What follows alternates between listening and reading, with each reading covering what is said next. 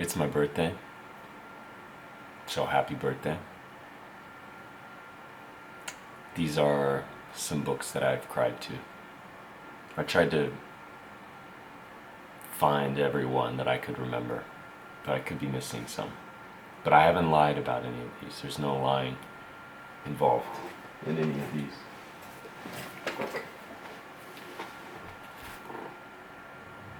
The Sarah book. About a love story about a divorce. Here's a really good sentence from it. Let's try to read it. I don't know if it's readable, but you love Scott, the narrator. It's a first-person novel. Is recalling his relationship with Sarah, and he's a self-destructive guy, and you just love him.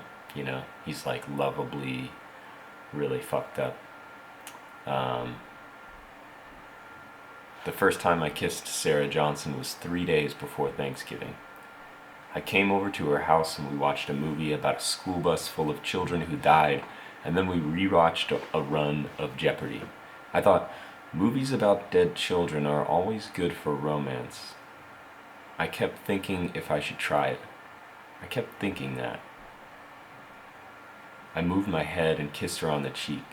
Her face turned towards me and I kissed her on the mouth. It felt like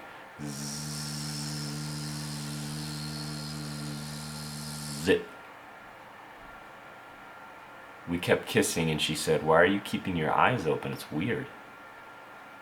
I told her I was sorry, then we kissed more, but I opened my eyes again. It was then that I felt like I was falling. Then I felt the cliches. I felt like I was falling with the cliches. I felt like I couldn't breathe and there were fingers choking me. Falling, suffocating. Everything was fine as ever, but then her stepbrother walked in. Anyway, that was a bad reading, but, you know, the zip of their first kiss. Come on. I didn't cry to that moment, but this book, just weeping, crying tears.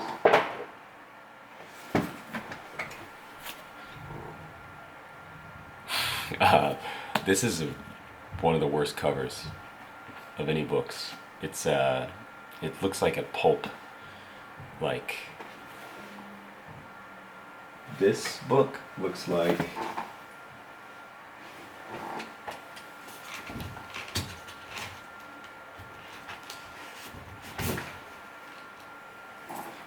basically these look like the font. Look at the font.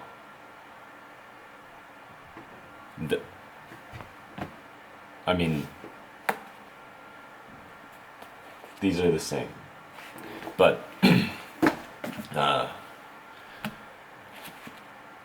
I didn't mean to cry during this book, but there's a part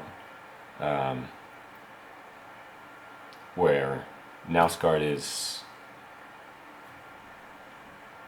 recounting, like, I think one of his last days with his wife, or maybe or like first real girlfriend in Helsinki, and they kind of like come together and are very in love, but he's aware, definitely in hindsight, in retrospect, but also in that moment, I think they're both aware that they're not going to be together, they're going to break up, but they are really like connected and in love in this last night, while both aware that their relationship is failing and it's going to end tomorrow. And he's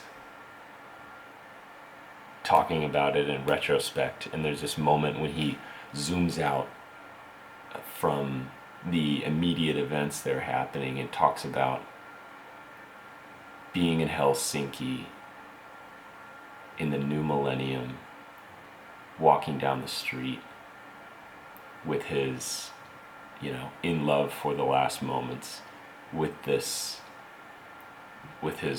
ex-girlfriend or whatever. or first wife, and that exact moment, it made me feel nostalgic for that. I felt the nostalgia for that moment in time and place that I have no connection with. This book, the summer book by Tove Jansson, or Tove Jansson, that was stupid, dumb joke. It seems wrong to pronounce her name as Tove Jansson, but I know that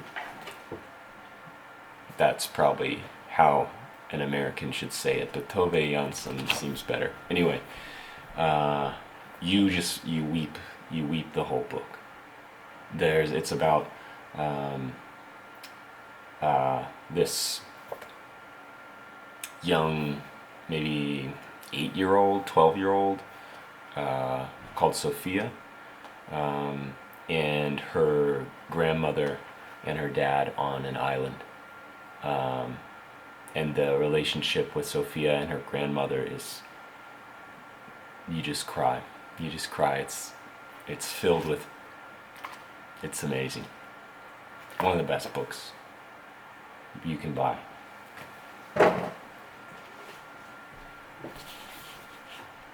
Pure color. This book is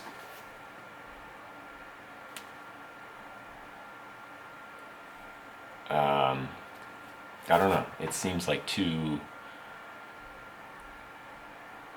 there's something in here that's makes it difficult to talk about. Not an event, but just what this contains is, I don't know. I had to put it down because it was so overwhelming. And I don't want it to sound like, dark, or there was some, it was a dark, like, the events in this book were so, chilling that no, it was just, there's like some magic. This is like an enchanted book.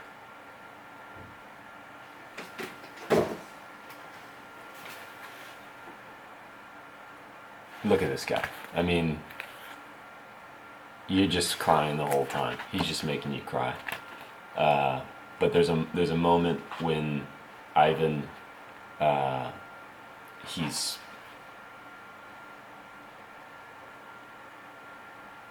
on the couch,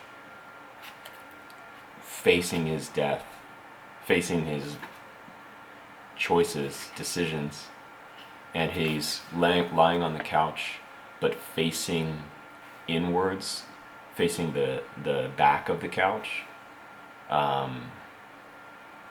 and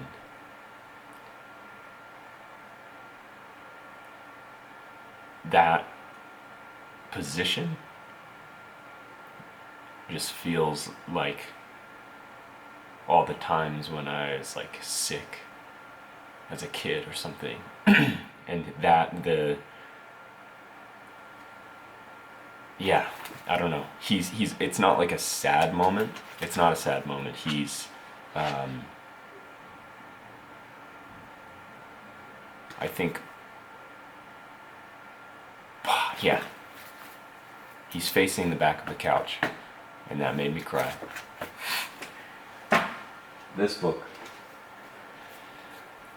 I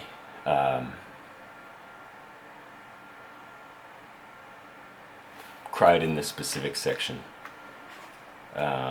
in which I'll show you, but it's all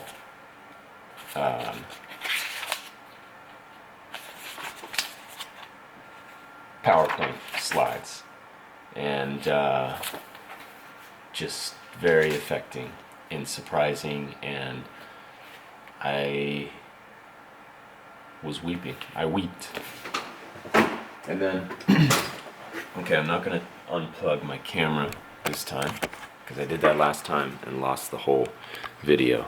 So these are at the bottom of the pile, but Underworld, I don't know if I cried because of the content or just of the, you know, it's a long book, and I was in a coffee shop and on